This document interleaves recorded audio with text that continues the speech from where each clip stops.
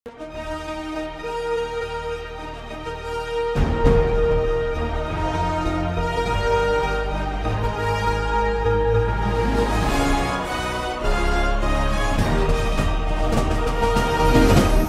பார்த்து கொண்டிருப்பது உங்கள் ஜாஷுவா டிவி. சகல ஜனங்களுக்கும் நற்செய்தி.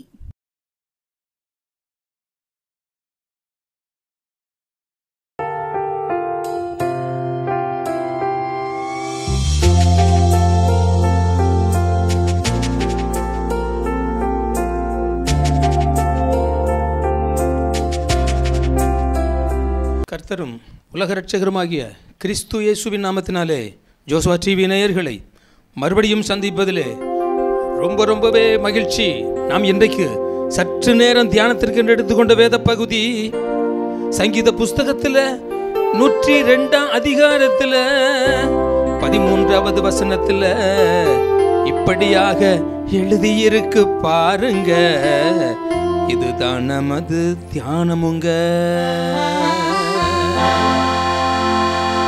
அப்படியே நாம் அந்த வேத வசனத்தை தியானிக்க போகிறோம். கர்த்தருடைய தயவு என்று ஒரு பாகத்தை கடந்த நாட்களில் போன வருடத்தில் நாம் தியானித்தோம்.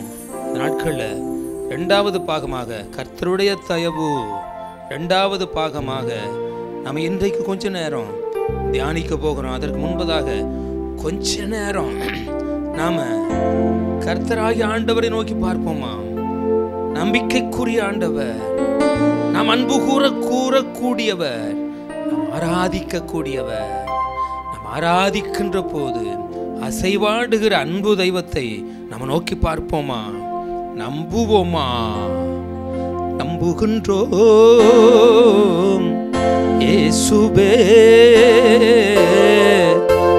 நாங்கள் உம்மையே.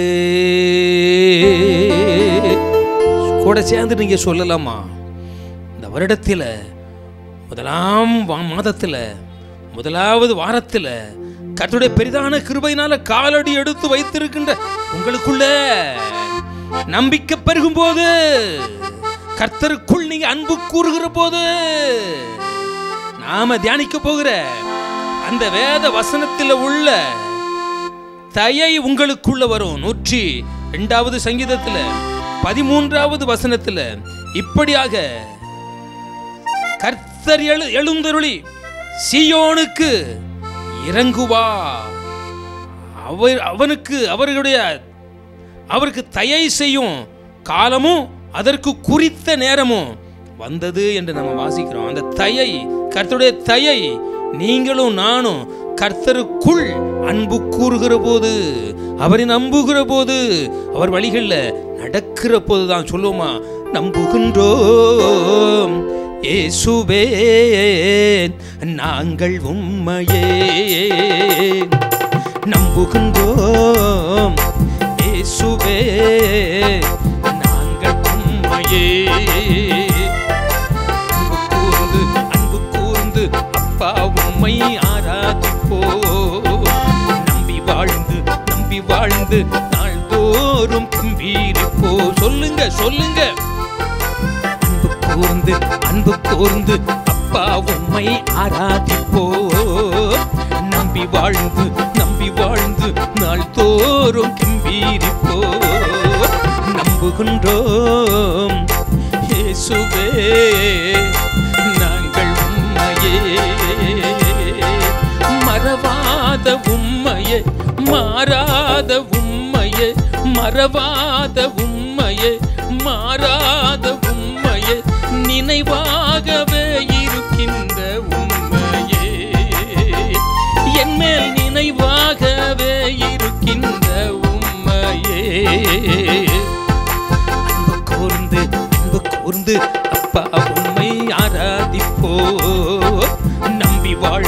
நம்பி வாழ்ந்து நாள்தோறும் கம்பீரிப்போ. நாம் நம்புகின்றவர், நாம் அன்பு கூறுகின்றவர், நம்மை மறக்காதவரை பார்த்து, இஸ்ரவேலே கேளு, நீ உன் தேவனாகிய கர்த்தரிடத்துல உன் முழு இதயத்தோடும், உன் முழு பலத்தோடும், உன் முழு மனதோடும் அன்பு கூறுவாயாக.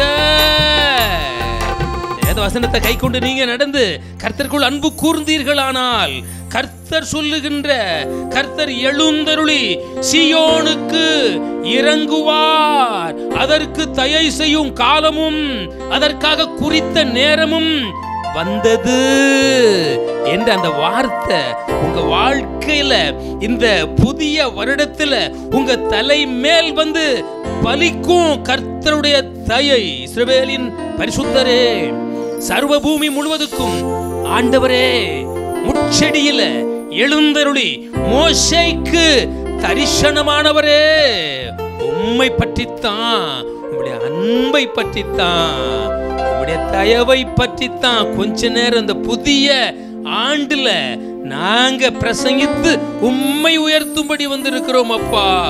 கர்த்தராகிய ஆண்டவருடைய வேத வசனம் கால்களுக்கு தீபமும் பாதைக்கு வெளிச்சமுமாயிருக்கிற இந்த வேத வசனத்திற்குள்ள இருக்கிற வெளிச்சம் ஜனங்களுக்குள்ள போய் சேர்ந்து இருக்கிற எல்லா இருளாகிய கவலை, கலக்கம், கண்ணீர், பற்றாக்குறை, வறுமை, சிறுமை எல்லாவற்றையும் மாற்றும்படியாக கர்த்தராகிய ஆண்டவர் எழுந்தருளுவீராக, கர்த்தராகிய ஆண்டவர் உதயமாகுவீராக, கர்த்தராகிய ஆண்டவர் பிரகாசித்து பிரசன்னமாகுவீராக.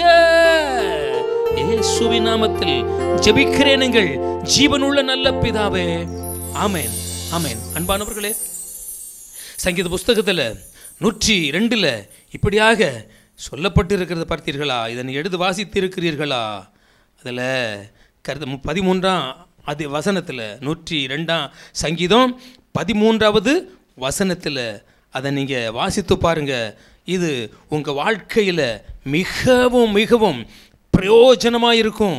பிரியமானவர்களே, நீ ஒருவேளை சொல்லலாம், என்னையா புது வருடத்து ஆசீர்வாதத்து செய்தி இல்லையா, வாக்குத்தத்த செய்தி இல்லையா அப்படின்னு சொல்லி நீ ஒருவேளை கேட்கலாம்.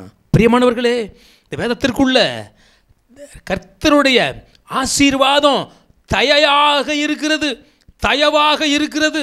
இதுதான் உங்களுக்கு நல்ல வாக்கு, நல்ல வாக்கு. அந்த நல்ல தேசத்தை நீங்க சுதந்தரிப்பீங்கன்னு சொல்லி மோசே என்ற பக்தன் தன் இஸ்ரவேல் ஜனங்களை அழைத்து சென்றான், பார்த்தீர்களா? அத மாதிரி நல்ல தேசம் நமக்கு வாக்களிக்கப்பட்டு இருக்கிறது.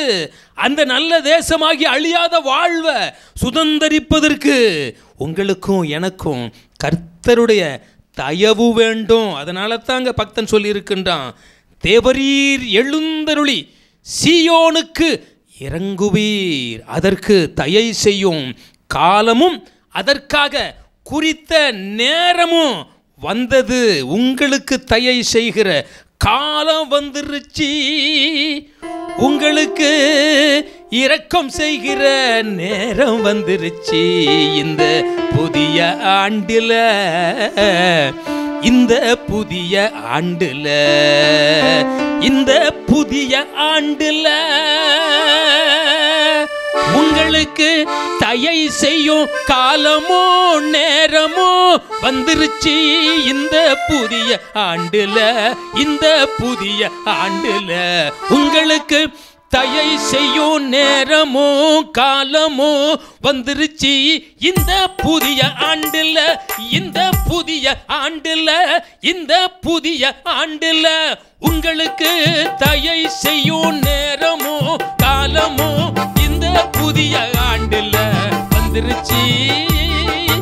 இந்த புதிய ஆண்டுல வந்துருச்சு, இந்த புதிய ஆண்டுல வந்துருச்சு. உங்களுக்கு தயை செய்யும் நேரமோ காலமோ இந்த புதிய ஆண்டுல வந்துருச்சு. இந்த புதிய ஆண்டுல வந்துருச்சு, இந்த புதிய ஆண்டுல வந்துருச்சு, இந்த புதிய ஆண்டுல வந்துருச்சு.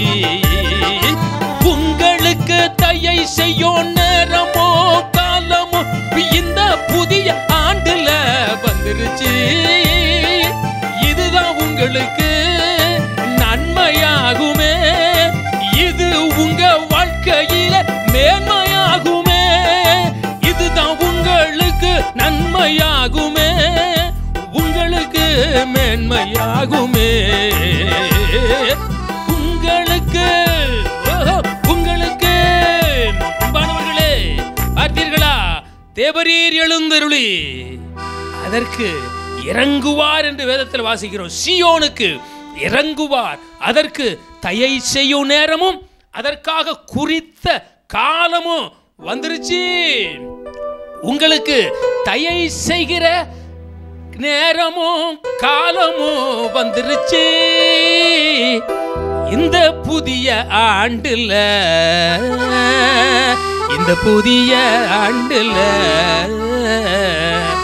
நீதிமொழிகள்ல 18-19 அதிகாரத்தில் இப்படியாக இங்கே எழுதப்பட்டிருக்கிறது. நன்மை செய்ய மனுஷன் கொண்டிருக்கும் ஆசையே, பாருங்க, நன்மை செய்ய மனுஷன் கொண்டிருக்கும் ஆசையே தயை. பார்த்தீர்களா? உங்களுக்கு நன்மை செய்யும் நேரமோ காலமோ வந்துருச்சு. இந்த புதிய ஆண்டுல நன்மை செய்ய மனுஷன் கொண்டிருக்கும் ஆசையே தயவாகுமே. நன்மை செய்ய மனுஷன் கொண்டிருக்கும் ஆசையே தயையாகுமே. நீங்க சொல்லுங்க, தேவரீர் எழுந்தருளி சீயோனுக்கு இறங்குவீர். தேவரீர் எழுந்தருளி அந்த சீயோன்ல உங்க பேரை போட்டுக்கங்களேன். ஹல்லேலூயா. அப்படி நீங்க பேரை போட்டு சொல்லி, தேவரீர் எழுந்தருளி எனக்கு இரக்கம் செய்வீர், அதற்கு குறித்த நேரம் வந்துருச்சு, அதற்கு தயை செய்யும் காலம் வந்துருச்சு. இப்படி வாயின் வார்த்தையினால, விசுவாச அறிக்கையினால, நம்பிக்கை அறிக்கையினால நீ இந்த வேத வார்த்தைகளில் உள்ள வாக்கையெல்லாம் சுதந்திரிப்பீர்களா? அதுதான் இந்த புதிய ஆண்டுல உங்களுக்கு கர்த்தர் கொடுக்கிற நல்ல வாக்கு, ஆசீர்வாத வாக்கு. நன்மை செய்ய மனுஷன் கொண்டிருக்கிற ஆசையே தயை. அன்பானவர்களே, ஏசாயா தீர்க்கதரிசன ஆகமத்தில் 58வது அதிகாரத்தில் 11வது வசனத்தில் இப்படியாக கர்த்தர் உன்னை நித்தமோ நடத்தி உன் ஆத்துமாவை திருப்தி ஆக்கி, பாருங்க, உன் எலும்புகளை பஞ்ச காலத்தில் உன் ஆத்துமாவை திருப்தி ஆக்கி உன் எலும்புகளை எல்லாம் நினமுள்ளதாக்குவார். நீ நீர்ப்பாய்ச்சலான தோட்டத்தை போலவும் வற்றாத நீரூற்றை போலவும் இருப்பாய். பாருங்க, ஏசாயா உங்க மேல ஆசைப்பட்டு நீங்க பிறக்கும் முன்பதாகவே, அவன் இந்த உலகத்தை விட்டு கடந்து போகும் முன்பதாகவே இப்படியாக கர்த்தர் உன்னை நித்தமும் நடத்தி மகா வறட்சியான காலங்களில் உன் ஆத்துமாவை திருப்தி ஆக்கி உன் எலும்புகளை எல்லாம் நினமுள்ளதாக்குகிறார். நீ நீர்ப்பாய்ச்சலான தோட்டம் நீதான், வற்றாத நீரூற்று நீதான். இதை சொல்ல முடியுமா? நான் நீர்ப்பாய்ச்சலான தோட்டம் நான் தான், எனக்காகத்தான், நான் தான், எனக்காகத்தான் இந்த வேத வசனம் ஏசாயா மூலமாக கர்த்தராகி ஆண்டவர் கொடுத்திருக்கிறார். இது எனக்காக. தேவரீர் எழுந்தருளி சீயோனுக்கு இறங்குவீர், அதற்கு தயை செய்யும் நேரமும் அதற்கு குறித்த காலமும் வந்துருச்சு. இதை நீ சுதந்தரித்துக் கொள்வீர்களா? விசுவாசித்து நம்பிக்கையோடு வேத வார்த்தைய சொல்லுங்க. கர்த்தர் என்ன நித்தமோ நடத்துவார்.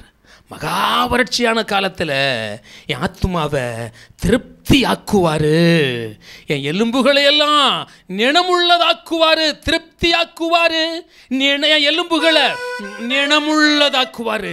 ஒரு மனுஷனுக்குள்ள எலும்பு நினம் உள்ளதாக இருக்கும் போதுதான் அவனுடைய உடலில் உச்சம் தலை தொடங்கி உள்ளங்கால் வரைக்கும் அவனுக்குள்ள ஆரோக்கியம் இருக்கும், சௌக்கியம் இருக்கும், புதிய பலனும் இருக்கும். அபிவிசுவாசம் உங்களுக்குள்ள இருந்தா ஆரோக்கியம் இருக்காது, சௌக்கியம் இருக்காது, பலம் இருக்காது. ரெண்டு காரியம், நம்பிக்கை இருக்கிறதா, விசுவாசம் இருக்கிறதா, அபிவிசுவாசம் இருக்கிறதா. விசுவாசம் இருந்தா நாம தயை பெறுவோம். இந்த 58 அதிகார ஏசாயாவுல 11வது வசனத்தில் உள்ள அந்த மேன்மையை, அந்த வாக்க நீங்க சுதந்தரிக்கலாம். பாருங்க, நான் வசனத்துக்கு வரேன். நீதிமொழிகளில் 19 நன்மை 22 19 அதிகாரம் 22 நன்மை செய்ய மனுஷன் கொண்டிருக்கும் ஆசையே தயை அப்படின்னு சொல்லி இங்கே எழுதப்பட்டு இருக்கிறது. அன்பானவர்களே, இந்த தயை என்பதில் பாருங்க, மனுஷன் நன்மை செய்யணும்னு சொல்லி கொண்டிருக்கிற ஆசையே அதுதான் தயை என்று இங்கே எழுதப்பட்டு இருக்கிறது. வேதாகமத்தில், ஆதி ஆகமத்தில் இங்கே 21வது 20வது அதிகாரத்தில் இங்கே ஒரு சம்பவம் எழுதப்பட்டு இருக்கிறது சாட்சியாக. அதை நான் வாசிக்கிறேன். 20 அதிகாரம் 13 என் தகப்பன் வீட்டை விட்டு தேவன் என்னை தேசாந்திரியாய் திரியும்படி செய்தபோது நான் அவளை நோக்கி, நான் என் மனைவியாகிய சாராளாகிய அவளை நோக்கி, நாம் போகுமிடமெங்கும் நீ என்னை சகோதரன் என்று சொல்லுவது நீ எனக்கு செய்ய வேண்டிய தயை என்று அவளிடத்தில் சொல்லியிருந்தேன் என்றான். அதற்கு முன்பதாக நீங்கள் வாசிக்கின்ற போது இந்த ஆபிரகாமுடைய மனைவி கிட்டத்தட்ட 90 வயதுக்கு மேல் 90வது வயதை ஒட்டி கொண்டு இருக்கின்ற மனைவி அழகு உள்ளவள் என்று கண்டு அவன் போகின்ற அந்த அமலேக் ராஜா, அந்த நாட்களில் வாழ்க்கை அந்த நாட்டை ஆண்டு கொண்டு இருக்கின்றான். அமலேக் என்கின்ற ஒரு மனுஷன் ராஜாவாக இருக்கின்றான். அந்த மனுஷனுக்கு முன்னாடித்தான் இந்த வேத வார்த்தையை, இந்த சாட்சியை, இந்த தயை என்ற வார்த்தை இங்கே பயன்படுத்தப்பட்டிருக்கிறது. அமலேக் என்ற ராஜாவுக்கு முன்னாடி. காரணம், இந்த ஆபிரகாமும் சாராளும் இந்த அமலேக் ராஜா வாழ்ந்த அந்த பகுதியில் தேசத்தில் போய் அங்கே தங்கி இருக்கிற போது பரதேசிகளாக, தேசாந்திரிகளாக கர்த்தர் சொன்ன வார்த்தையை கட்டுப்பட்டு அவன் நடந்து பிரயாணப்பட்டு போய் அங்கே தங்கி இருந்து ஜீவனம் பண்ணுகிற போது தான் இப்படி ஒரு சம்பவம். பாருங்க, ஆபிரகாமுடைய மனைவியை பார்த்து, இது என் சகோதரி, இவன் என் சகோதரன் அப்படின்னு சொல்லி சாராள் சொல்ல, ஆபிரகாம் இது என் சகோதரி, சாராள் இவர் என் சகோதரன் அப்படின்னு அங்கே சொன்னதுனால அங்கே ஒரு விபரீதம் உண்டாயிருச்சு.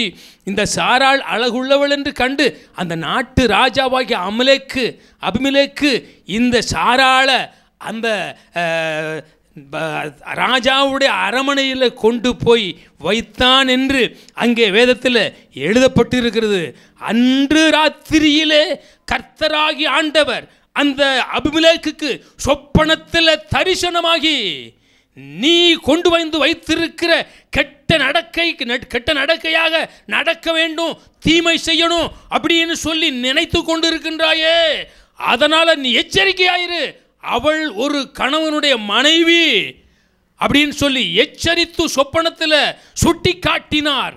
அதனால பயந்து போய் இந்த ஆபிரகாமிடத்தில் வந்து தான், நீ என்ன காரியம் செய்த, உன்னுடைய சகோதரி என்று சொன்னதுனால நான் இவளை எனக்கு மனைவியாக்கி கொண்டு வைத்துக்கொள்ள வேண்டும் என்று நினைத்தேனே, ஆனாலும் கர்த்தர் எனக்கு தரிசனமாகி பயங்காட்டினார், எச்சரித்தார், அதனால இப்படி ஒரு காரியத்தை செய்துட்டாயே அப்படின்னு சொல்லி என் ஜனங்களையும் என்னையும் பாவத்திற்குள்ளும் சாபத்திற்குள்ளும் தேவ கோபத்திற்குள்ளும் ஆளாக்கும்படியாக இப்படி ஒரு காரியத்தை செய்து விட்டாயேன்னு சொல்லும்போது தான் இந்த ஆபிரகாம் இப்படியாக நான் போகிற இடத்துலெல்லாம் என் மனைவி இடத்துல நீ எனக்கு செய்யக்கூடிய தயை என்ன தெரியுமா, என்ன என் சகோதரன்னு சொல்லணும் அப்படின்னு சொல்லி என் மனைவி இடத்துல சொல்லுவேன் அப்படின்னு சொல்லி இந்த ஆபிரகாம் சொன்னதுனால அதை அடுத்து ஆபிரகாம் இடத்துல அந்த சாராளை கொடுத்து, நீங்கள் இந்த மாதிரி என்னிடத்துல சொன்னது தவறு, அதனால் கர்த்தர் எங்களை கடுமையாக தண்டித்திருக்கிறாரு. இப்படி ராஜாவிடத்தில் தீமையான யோசனை வந்தது நிமித்தம் அவங்க தேசத்தில் உள்ள ராஜா வீட்டிலிருந்து அடிமை வீடு வரைக்கும் அங்கே ஒரு வியாதி, அதிகமாக கற்பம் தரிக்க முடியாமல் இருந்தாங்க. பிள்ளை அங்கே பெற முடியாத சூழ்நிலையில் இருந்தாங்க. ஆபிரகாம் அவர்களுக்காக தேவனை வேண்டிக் கொண்டான் என்று 18ஆம் வசனத்தில் எழுதப்பட்டு இருக்கிறது. நான் வாசிக்கிறேன். ஆதியாகமம் 20:18 ஆபிரகாம் தேவனை நோக்கி வேண்டிக் கொண்டான். அப்பொழுது தேவன் அபிமெலேக்கையும் அவன் மனைவியையும் அவன் வேலைக்காரிகளையும் குணமாக்கி பிள்ளை பெறும்படி அனுக்கிரகம் பண்ணினார். பிரியமானவர்களே, கர்த்தர் ஆபிரகாம் மேலும் சாராள் மேலும் தயை வைத்தார். அவர்களுக்கு எதிராக தீமை செய்ய வேண்டும் என்றிருந்த ராஜாவுக்கும் ராஜா குடும்பத்திற்கும் அவங்க வேலைக்காரங்க குடும்பத்திற்கும் தீமையை வியாதியை செய்யும்படி ஆயத்தப்படுத்தி வைத்திருந்தார். ஆபிரகாமுடைய மனைவியாகிய சாராளின் நிமித்தம் கர்த்தர் அபிமெலேக்கையோட வீட்டாரின் கற்பங்களை எல்லாம் அடைத்திருந்தபடியால் அங்கே எழுதப்பட்டு இருக்கிறது. சாராளுக்கு தீமை செய்ய வேண்டும் என்று, ஆபிரகாமுக்கு தீமை செய்ய வேண்டும் என்று விரும்பின அந்த ராஜா குடும்பங்களுக்கு கர்த்தர் கற்பம் தரிக்க முடியாத அளவுக்கு கற்பத்தை அடைத்து வைத்திருந்தார். அந்த கற்பத்தை திறக்கும்படியாக, கற்பம் திறந்து பிள்ளைகள் பெறும்படியாக, அவங்க பெருகும்படியாக ஆபிரகாம் போய் ஒரு ஜெபத்தை ஏறெடுத்ததுனால கர்த்தர் வேண்டுதலை கேட்டார். அந்த அபிமெலேக்கும் அவங்க குடும்பங்களும் அவங்க வேலைக்காரங்க குடும்பங்கள் எல்லாருக்கும் மறுபடியாகத்தான் அவங்க பிள்ளை பெற்றாங்க. அதற்கு அனுக்கிரகம் கர்த்தர் செய்தார் என்று இங்கே எழுதப்பட்டு இருக்கிறது. ஒரு மனுஷனுக்கு கர்த்தர் தயை செய்து விட்டாரானால் அவங்க உயர்ந்த இடத்துல போய் ஒருவேளை சிறுமைப்பட்டிருந்தாலும், தாழ்ந்த இடத்துல போய் சிறுமைப்பட்டிருந்தாலும், அடிமைத்தனப்பட்டிருந்தாலும் அங்கேயும் கர்த்தருடைய கரம் அவர்களை நடத்தும். அன்பானவர்களே, அப்படிப்பட்ட பெரிய ஆண்டவரைத்தான் நீங்களும் நானும் ஆராதித்து கொண்டிருக்கின்றோம். அந்த அன்பு தெய்வத்தை நாம் இன்றைக்கு அவர் எழுதி கொடுத்த வேத வசனங்களை நாம் வாசித்து தியானித்து கொண்டிருக்கின்றோம். நம்ம ஒரே சம்பவத்தை தான் பார்க்க முடிந்தது. அடுத்த சம்பவத்தில், அடுத்த பாகத்தில் நாம் அடுத்த வசனங்களை நம்ம எடுத்து வாசிக்க போகிறோம். பிரியமானவர்களே, நீதிமொழிகளில் 15:16-15வது வசனத்தில் ராஜாவுடைய முகக்களையில் ஜீவன் உண்டு, அவனுடைய தயையானது பின்மாறி பெய்கிற மேகத்தை போன்றது. கடந்த செய்தியில் இந்த பாடலை செபித்து நாம் இந்த தியானித்தோம். இந்த பாடலை நாம் பாடிட்டு நம்ம ஜெபம் பண்ணி இந்த பிரசங்கத்தை முடிக்கலாமாம். நீ என் கூட சேர்ந்து சொல்லலாமாம். ராஜாவுடைய முகக்களையில் ஜீவன் உண்டு, இயேசு ராஜாவுடைய முகக்களையில் ஜீவன் உண்டு, அவருடைய தயையானது பின்மாறி பெய்கிற மேகத்தை போன்றது, அவருடைய தயையானது பின்மாறி பெய்கிற மேகத்தை போன்றது. ஓஹோ, ராஜாவுடைய முகக்களையில் ஜீவன் உண்டு, இயேசு ராஜாவுடைய முகக்களையில் ஜீவன் உண்டு, அவருடைய தயையானது பின்மாறி பெய்கிற மேகத்தை போன்றது. ராஜாவுடைய முகக்களையில் ஜீவன் உண்டு, அவருடைய தயையானது பின்மாறி பெய்கிற மேகத்தை போன்றது. அன்பானவர்களே, அப்படியே நம்ம ஜெபம் பண்ணுவோமா? தயை செய்கிற கர்த்தரை நோக்கி பார்ப்போமா?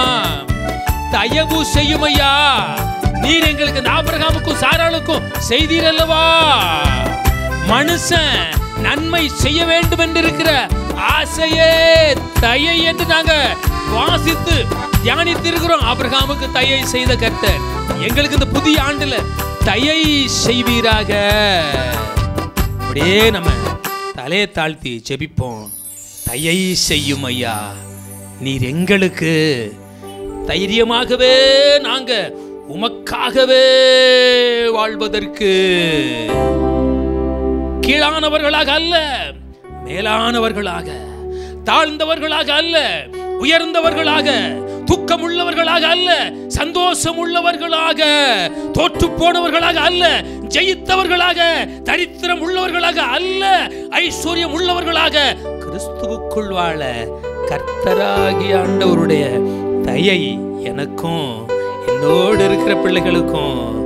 இதை ஜோசுவா டிவி மூலமாக யார் யாரெல்லாம் கேட்கின்றார்களோ அவர்களுக்கெல்லாம் தேவரீர் எழுந்தருளி சீயோனுக்கு இறங்குவீர், அதற்கு தயை செய்யும் காலமும் அதற்கு குறித்த நேரமும் வந்தது அப்படின்னு சொல்லி கொஞ்ச நேரம் தியானித்திருக்கிறோம். இந்த வேத வாசனம் ஜனங்களுக்கு பிரயோஜனமாக என் அப்பா இயேசுவுக்கு மகிமையா இருக்கட்டும். இயேசுவின் நாமத்தில் ஜெபிக்கிறேன் பிதாவே, ஆமென்.